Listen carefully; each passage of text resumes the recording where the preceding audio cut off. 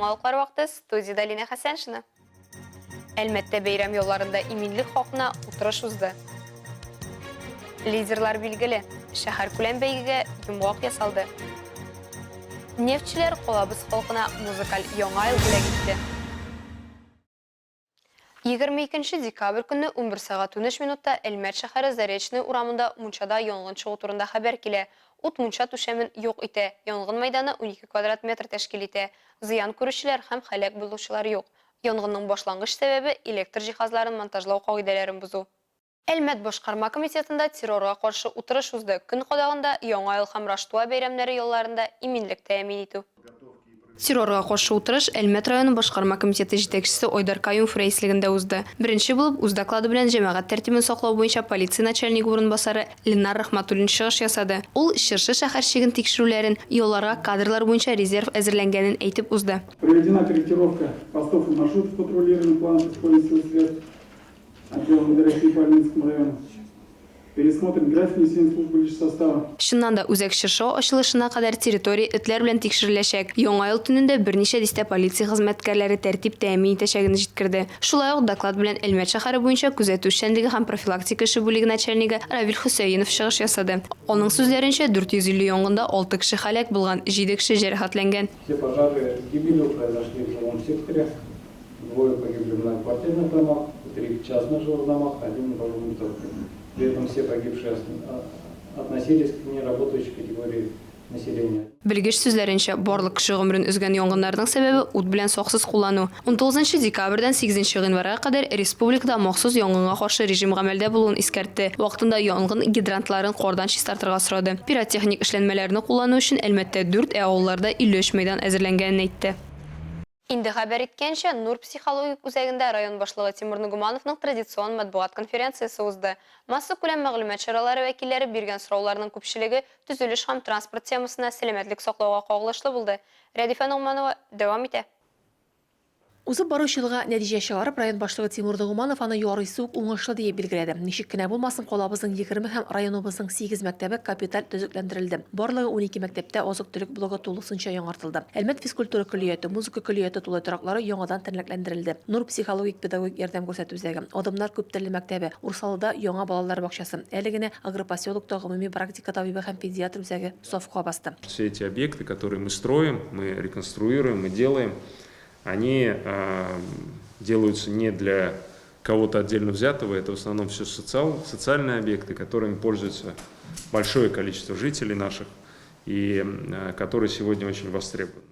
Булар республика һәм федераль программалар хисабына гына башкарылмады. Һәр вакыттагыча Әлмәтнең үсешенә Татнефть компаниясе саллы өлеш кертте. Җәлил урамы буенча элеккеге муниципаль институт бинасын реконструкцияләп, аны беренче сәнгать мәктәбенә бүләк итте. Котельня территориясендә Бедаглазов урамында индустриаль парк булдырылды. Үзәк мәчеттә капиталь төзекләндерү башланды. Шулай ук нефтьчеләр ярдәмендә Петуховка бистәсенең канализация челтәрләре төзелүгә старт бирелде. Тахауддиновлар һәм Җәләевләр гаиләсе ярдәмендә Габдрахман авылында спорт комплексы һәм боз сарае төзелде. Туган якны өйрәнү музее ачылды. Фәхретдин бульвары һәм Көнбатыш Капка микрорайонындагы үзгәрешләргә өстәп Татарстан нефтьчеләре Әлмәт җитәкчелегенә җәмәгать транспорты белән бәйле проблемаларны хәл итәргә ярдәм итте. 28 өр-яга компактлы автобусның 10-сы Татнефть компаниясе ярдәмендә кайтарылды. В ближайшее время ждем прихода новых единиц техники, они будут вводиться на линию. Старые единицы техники пока еще тоже нормально работают, мы их будем использовать. Автобусными парком мы сейчас сегодня обеспечены, выход его с линии тоже не предполагается, поэтому хуже ситуация становиться не будет. Сөз уңайыннан 2022 елда төбәктә җитештерелгән продукция күләме 656,5 миллиард сум тәшкил иткән. 2021 ел нәтиҗәләре белән чагыштырганда бу 15%-ка диярлек артыграк. Узып баручы ел Әлмәт тарихында гына түгел, ил күләмендә дә Украинада башланган махсус хәрби операция, шуңа бәйле рәвештә стартлаган мобилизация белән кереп калачак. Бу юнәлештә Әлмәт предприятиеләре һәм халкы үзен лаеклы тотты дип билгеләп үтте район башлыгы. Мобилизацияны башкару белән бер рәттән мобилизацияләнгәннәргә ярдәм штабы барлыкка килде. Волонтерлар җиңсезганып эшләде. Здесь работа была очень большая проделана многие предприятия, учреждения, спонсоры, наши предприниматели или просто простые люди, даже физические лица, на самом деле в этом очень активно участвовали. Ребят мы при первой же отправке практически обеспечивали там в 2 этапа вещевыми наборами, очень такими серьезными, хорошими. Район җитәкчелеге хәрби операциядә катнашучыларның балаларына яңа ел алдыннан интернет киңлегендә эшләүче кибетләрнең берсенә 5000 сумлык сертификатлар бүләк ителәчәге хакында да хәбәр итте. Моннан тыш, быел башка еллардан аермалы буларак 14 яшькәчә булган һәр әлмәтле балага күчтәнешләр әзерләнгән. Район шулай ук мәгариф системасындагы уңышлары белән дә мактана ала. Быел 15 чыгарылыш укучысы имтиханнардан 100 балл җыюга иреште. Бу соңгы 5 елда иң яхшы нәтиҗә. Темага кагылышлы сораулар арасында районда эшче кешеләргә кытлык мәсьәләсе дә кузгатылды. Бу сорауны хәл итү өчен район башлыгы этаплы эш башкарырга кирәклеген ассызыклады. Рәдифә Нугманова, Айдар Кабиров, яңалыклар вакыты, Луч Әлмәт телекомпаниясе. Кичә Татарстан Республикасы спорт министрлыгында ел сайын узучы спортсмен годы 2022 бүләкләрен тапшыру тантанасы узды. Анда калабыз спортчылары, тренерлары һәм спорт тормышында актив катнашучы әлмәтлеләрнең уртак нәтиҗәсе дә билгеләп үтелде. 3нче ел рәттән Әлмәт Татарстан Республикасының масса күләм спорт эшен иң яхшы куйган Татарстан Республикасы шәһәре номинациясендә бүләкләнде. Кичә калабызда балалар һәм яшьләр җәмгыять оешмаларының активистлары җитәкчеләре арасында узучы ел лидеры 2022 бәйгесенең шәһәр этабына йомгак ясалды. Финалга кадәр җиткән әлмәтлеләрне без дә күреп кайттык. Обведите, пожалуйста, свои руки. Обведите и пропишите на фалангах пальцев вот здесь вот. Лидер ул группада һәркем фикеренә колак сала, ышана һәм хөрмәт итә торган кеше. Күп кенә яшьләр лидер һәм үсештә булырга омтыла. Ел лидеры 2022 шәһәр бәйгесендә катнашучыларны лидерлык һәм шәхси нәтиҗәлелекне үстерү өлкәсендәге эксперт, 26 елдан артык белемнәре белән бүлешүче Аида Төхбәтуллина үзендә лидерлыкны ничек ачып булуын аңлатты. Чөнки нәкъ менә яшь буынга зур өметләр баглана һәм дәүләтнең киләчәге алардан тора. Яхшы белем, заманча фикер йөртү бүгенге 14-35 яшькәчә булган кешеләргә ныклы социаль иминлек һәм милли үзаң тәрбияләүдә ярдәм итә. Бу яшьләр кулында. В этом конкурсе первый раз принимаем участие. Очень интересно.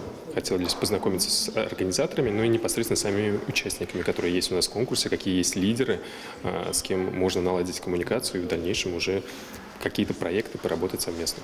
Яшьләр лидеры бер адым алга уйлый белү, замана тенденцияләре, мәдәният, музыка, социаль челтәрләр хакында хәбәрдар булу, башка кешеләрне максатка һәм бурычка тизрәк ирешергә мотивацияле белү белән аерыла. Конкурсантлар бәйгенең 4 этабында катнашты. Лидерлык һәм команда оештыру тренингыннан соң иң яхшыларны бүләкләү узды. Әлмәт районы балалар һәм яшьләр эше идарәсе начальнигы Илнур Фәсхетдинов шәһәр конкурсының финалистларын сәламләде һәм бүләкләү тантанасын уздырды. Җиңүчеләр диплом һәм акчалата бүләк алды. Барлыгы 6 номинациядә җиңүче һәм призерлар ачыкланды. Әлеге бәйге безнең өчен күп мөмкинлекләр ача һәм без башка лидерлар белән дә бердәмлектә эшләргә тиешбез. Шуның өчен бик җайлы конкурс, бик әйбәт конкурс.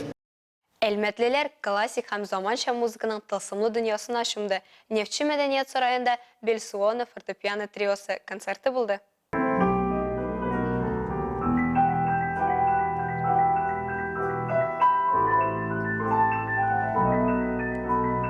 Бельсуоно фортепиано триосы дөнья күләм билгеле классик авторларның әсәрләрен прогрессив кроссовер жанрында эшкәртеп бирә торган бердәнбер коллектив. Аңа Ташкент консерваториясын тәмамлаган пианист Ләйлә Фәттахова нигез сала. 12 ел эшләү дәверендә Бельсуоно 5 альбом чыгара. Россиядә генә түгел, бөтен дөнья буенча тамашачыларның мәхәббәтен яулый. Бельсуоно репертуарында уникаль автор эшкәртүендә классик һәм заманча музыканың иң яхшы үрнәкләре. Шулай ук коллектив солистларының проект өчен махсус язылган яңа композицияләре бар. Кирилл Гущин, Антон Масенков һәм Никита Хабин үз вакытында Мәскәү консерваториясы һәм аспирантурасын тәмамлый. Өчесе дә төрле дәрәҗәле халыкара бәйге җиңүчеләре, композитор һәм искиткеч импровизаторлар. Әлмәткә коллектив беренче тапкыр килде. Бу Татнефть хәйрия фонды ярдәмендә мөмкин булды. Алар Раштуа һәм Яңа ел алдыннан бәйрәм программасы белән чыгыш ясады һәм тамашачыларга чын-чынлап бәйрәм рухын бүләк итте.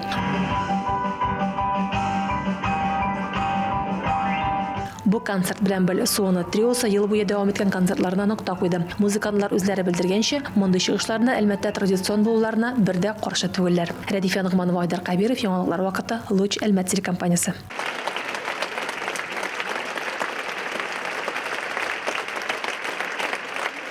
Исегезгә төшерәбез, иртәгә Каракүз скверындагы чыршы ачылачак, ә якшәмбе 25 декабрьдә Нефтче мәйданындагы Әлмәтнең төп чыршысын ачу тантанасы узачак.